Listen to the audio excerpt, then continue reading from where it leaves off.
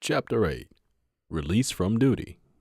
We neared our second month of basic training, and each platoon lost about half their recruits. Some were kicked out, and others attempted suicide. I was flabbergasted that someone would try to take their life because of the pressure of basic training. Some got injured during basic training and were sent home for medical reasons. We had a few gay recruits that were sent home. The best I could understand, those that pretended to be gay and the handful that pretended to be suicidal never got sent home. Their actions only earned them a longer stay at the USMC basic training. As the weeks progressed, training became more intense, and so did the drill instructor's expectations of us. I guess that, coupled with fear and anxiety, caused a lot of recruits to look for a way out.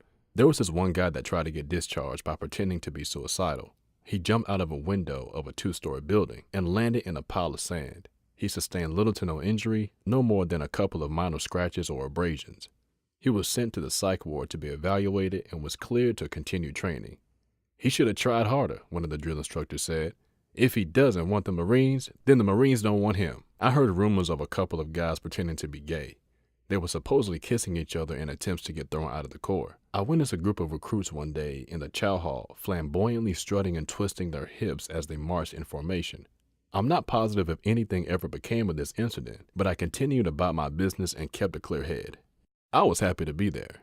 Being in the Corps was a way to provide a better life for myself and my siblings. The drills and marching became intense, and I discovered there was much more to marching than I had originally thought.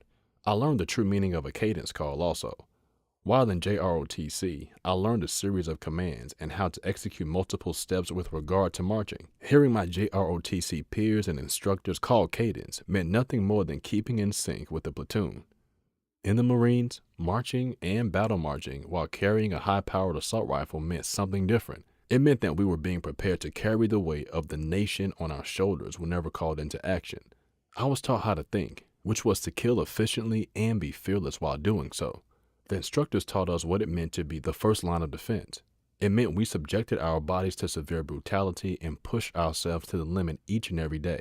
Country before man, as some would say. If you don't fight out here, if you don't have heart here, you won't in battle. Being regarded as the best meant we had to also be respected as the best trained, and we were. Cadence calling wasn't only a call, it soothed our spirits whenever we got weary or depressed. It was like the drill instructor was singing melodies to our soul every time he called cadence. Although I've never been in a war abroad, I can only assume the way cadence impacts the thousands of troops who have been called to duty. It was now time to get our MOS, and we reported to the main office to receive that information. Everyone became excited and asked each other what job they chose. When this question was directed to me, I simply stated I hadn't chosen the job yet. I explained that my recruiter told me to wait until basic training started before I chose a job because more jobs would be available. Some wished their recruiters would have told them that, and others said I was misled.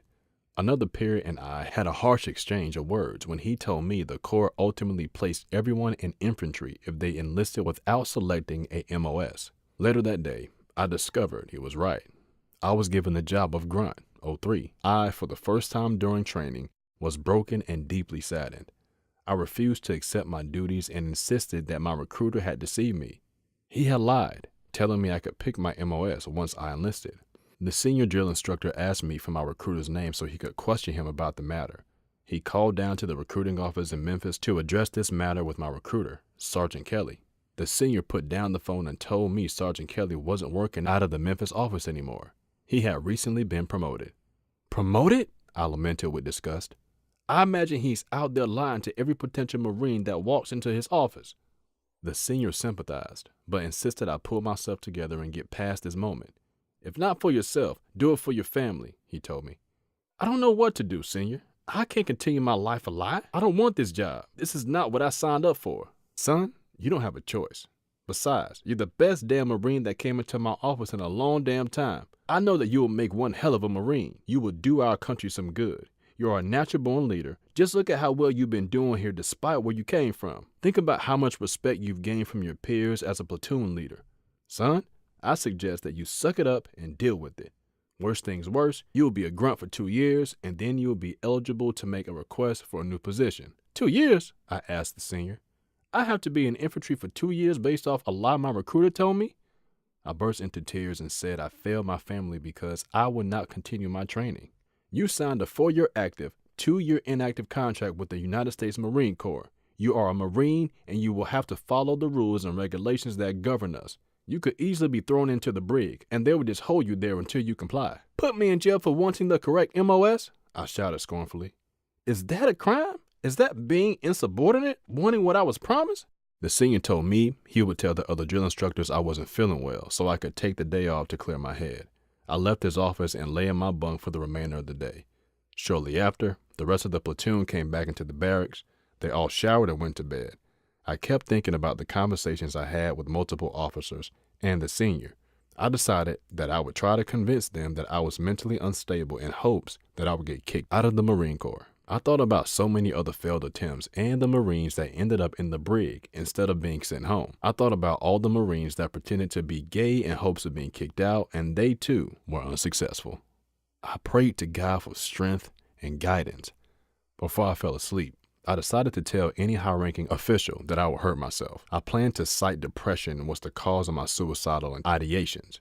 The next morning, I pretended to be sick to separate from all of my peers, of whom admired or looked up to me. One of the drill instructors ordered me to report to medical. This drill instructor had a questionable character because he always seemed to take extra care whenever punishing or yelling out obscenities to the black Marines. Unfortunately for me, while sick, I was allowed to take a shower alone, but the water for some reason was freezing cold. The gruesomely cold water stung my skin, so I opted out to not shower at all. When asked by that drill instructor, I told him I didn't shower because I was ill and the shower was extremely cold. That drill instructor told me the water was hot and to get back into the shower. I walked begrudgingly back to the shower, turned it on, and stood away from it while pretending to shower. That was until the drill instructor walked into the shower area and ordered me to get underneath the shower head. He stood there with a keen sense of prominence and power as my lips quivered and my body trembled in the cold water. This was gratifying for him in the highest degree. He stood there the entire time to ensure I didn't move away from the cold water. I later revealed this incident to the senior drill instructor, who assured me that he would address the instructor's unacceptable behavior, and he offered his most sincere apologies for what I experienced. One of the very first acts in my life as it relates to inspiring someone occurred when I was being processed out of the USMC. I was accompanied with several other Marines who were standing on a bank overlooking the beautiful waters of the Pacific Ocean. The drill instructors escorting us pointed to a group of kids about 50 yards away. They were also admiring the ocean. The drill instructors told us that all of those children had cancer and had a life expectancy of 3 to 4 years. They encouraged us to go over and speak with the kids if we liked, but added that this wasn't mandatory of us. Most, if not all of us, stood there, motionless, and didn't attempt to make contact with the kids. I stood there confused because I assumed they were some lucky kids who were enjoying a nice vacation in sunny California. I waited a few seconds to follow the lead of the first guy who volunteered to speak to the kids until I realized no one did, so I became that guy. Soon after I departed, several others followed me. The kids were so amazed with us. We hardly got a chance to say anything to them since we were bombarded with question after question. Mister, what's that?" one of the kids asked while pointing at one of my peers' fatigue trousers. "Are you a soldier? I never saw a real-life soldier before." It was remarkable how appreciative those little kids were, but I was saddened when I thought about how often kids like them are cheated out of life and often overlooked. It seems that somehow man has become so occupied with helping himself, he's forgotten the compassion he once had when he was a child. Although I never saw those kids after that day, years later, I would fight in a charity boxing event to support kids just like them. Sticking to my fake suicidal plan, I went to medical and told the nurse that I wasn't feeling well. When asked, I told the nurse that I had a cold and that I was suffering from suicidal thoughts. That conversation was the start of a series of psychological evaluations and interviews by a team of psychologists and officials for several days. I was ultimately placed in a transitional barrack with many others who were being processed out of the USMC. In my new barracks, I met many people who were injured, mentally ill, and emotionally disturbed. Some were actors like me, and there were those who had legitimate reasons for being there. I had a final interview with the official who had the last say on whether or not I would be discharged. He said he didn't believe the things I had told everyone. "You don't have any mental problems. You just don't want to be here." He called me a liar and said he was discharging me because I wasn't fit for the Marines. I walked back to my barracks, happy and amazed. Once the USMC released me, I had to get another psychological evaluation at a psychiatric hospital. Piece of cake, I thought, until I was told I was ordered to stay there for a minimum of 3 days. I wasn't allowed to leave because I was under military orders. Once admitted to the psych ward, the hospital assumed full authority over me. I met many people from the civilian world. I was the only soldier there. Because of this, many assumed I became mentally ill resulting from battle. That place was a far cry from the transitional barracks at Camp Pendleton because the people there were truly in dire need of mental treatment and psychiatric medication. Many of the patients talked to invisible beings and furniture. It was a telling moment for me and even somewhat humbling. I became well acquainted with one of the patients there, and he started teaching me to play chess. He took a strong interest in me, and I shared the same sentiment for him. Upon my departure from the hospital, he wrote me a note and wished me well.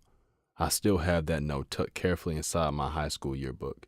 The note read, "Be positive and keep a positive mind frame, and positive things will come to you." It also said to take the meds. Don't let the meds take me. He was an amazing guy who many considered paranoid schizophrenic, but to me he was a friend. I had a debit card and the Corps deposited my final check on it the day I left the hospital.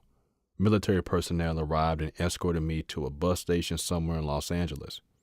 I guess they figured they spent too much money flying me out there, so I should take the bus back. We hung out in downtown LA for a while and went to the mall. I marveled at the tall buildings and the city skyline.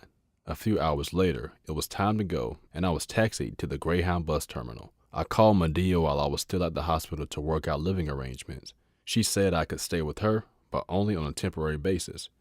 I was unhappy about the situation regarding my MOS and became even more upset after being processed out of the United States Marine Corps. I was sad because I had done very well and I loved being a part of something. Plus, I planned on adopting my siblings while enlisted, but I wasn't thrilled about being forced into infantry for an unspecified time.